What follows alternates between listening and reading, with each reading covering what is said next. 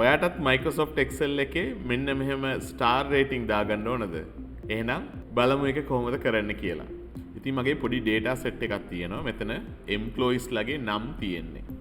මෙතන තියෙන්නේ ඒ employees ලට customers දුන්නු rating එක. so මේ employee නම එයාට ලැබුණු rating එක. ඉතින් rating එකේ average එක කියලා හිතා ගන්නකෝ. අද වෙනකන් අමිනට ලැබිලා තියෙන්නේ average rating 2යි. ඒ වගේම මෙයි 4යි. රාජ්ට ලැබිලා තියෙනවා 2ක්. ඒ වගේම එක එක්කෙනාට ලැබුණු average rating තමයි මෙතන දාලා තියෙන්නේ. ඉතින් අපිට ඕන මේ rating එකට අනුව මෙතන stars පෙන්වන්න ඕන. මේකේ sections දෙකක් තියෙනවා. එකකින් එකක් ඇවිල්ලා ඒගොල්ලන්ට ලැබුණු මේ star ප්‍රමාණය මෙතන මේ full star එකක් වගේ පෙන්වන්න ඕන.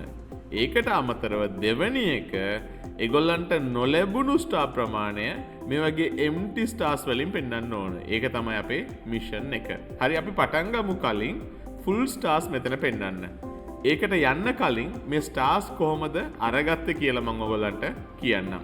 ඉතින් මෙතන මේ full නැත්නම් fill star එක මම අරගත්තේ මේ unichar 9733 කියන මේ ෆන්ක්ෂන් එක දාලා. ඉතින් ඔයගොල්ලන්ට මේ වගේ symbols අරගන්න use කරන්න ඕන ෆන්ක්ෂන් එක තමයි මේ unichar කියන එක නැත්නම් unique characters නේ unichar කියන ෆන්ක්ෂන් එක.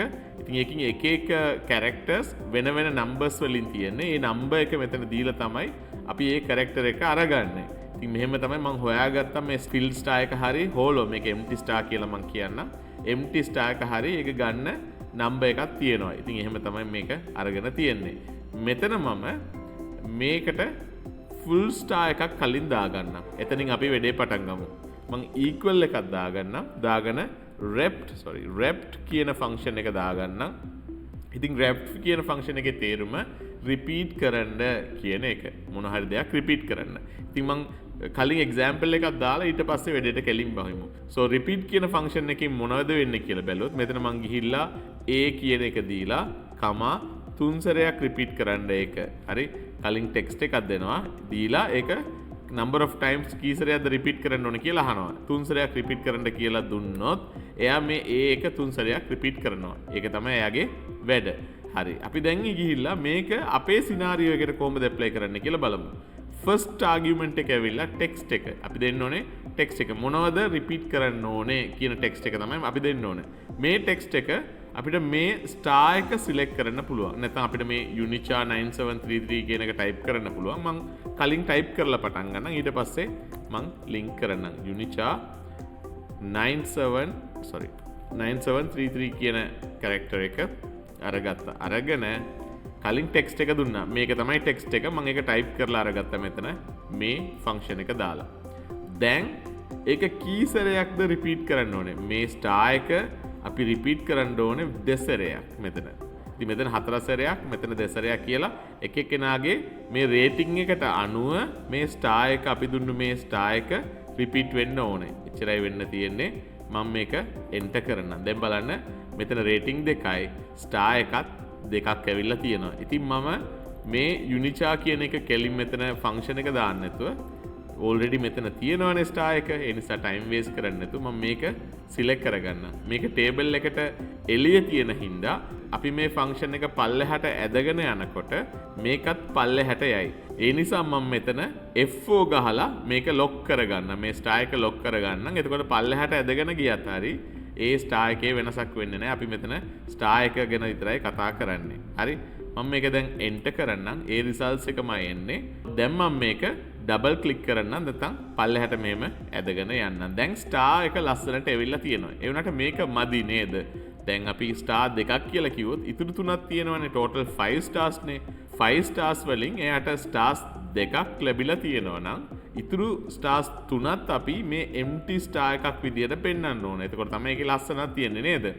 හරි මම මේක double click කරගන්නම්. ඉතින් මෙතන අපි stars දාලා තියෙන්නේ. ඒකට තව දෙයක් එකතු කරන්න ඕන නම් Excel එකේ අපි use කරන්නේ and sign එක. මේ වගේ and කියලා දාලා ඊට පස්සේ අපිට function එකක් නැත්නම් text එකක් දාලා join කරගන්න පුළුවන්. මෙතන අපි already function එකක් දාලා තියෙන්නේ. ඒකට අපි තවත් function එකක් දාලා ඒක join කරගමු. මෙතන wrapped කියන function එකෙන් අපි full star එක ගත්තා. දැන් ආයෙත් ඒ function එකම use කරලා අපි මේ හෝලෝ ස්ටාර් නැත්නම් empty stars දාගන්නවා. දැන් මම ආයෙත් rep කියන ෆන්ක්ෂන් එක යූස් කරන්නම්. යූස් කරලා මෙතනට මම දාන්න ඕන ටෙක්ස්ට් එක ඇවිල්ලා මේ empty star. ඒක කිසි ප්‍රශ්නයක් නැහැනේ. ඉතින් ඒක ටේබල් එකට එළිය තියෙන හින්දා මම ඒකත් ලොක් කරගන්නම් F4 ගහලා. right. ලොක් කරගත්තට පස්සේ ඒකට කියන absolute cell reference කියලා. ඉතින් අපිට තේරෙන භාෂාවෙන් ලොක් කරගන්නවා. හරි. ඊට පස්සේ මේ empty star එක කීසරයක්ද මෙතන එන්න ඕනේ කියලා දෙන්න ඕනේ යට. දැන් අපිට බලපු බැල්මටම තේරෙනවා මේක stars 5ක් නම් ඒකින් දෙකක් full stars දැම්මනම් අපි දෙකක් කියලානේ මෙතන දුන්නේ. එතකොට empty stars වෙන්න ඕනේ 3ක් නේද? 5න් දෙකක් අඩු කළොත් අපිට ලැබෙන්නේ 3ක්.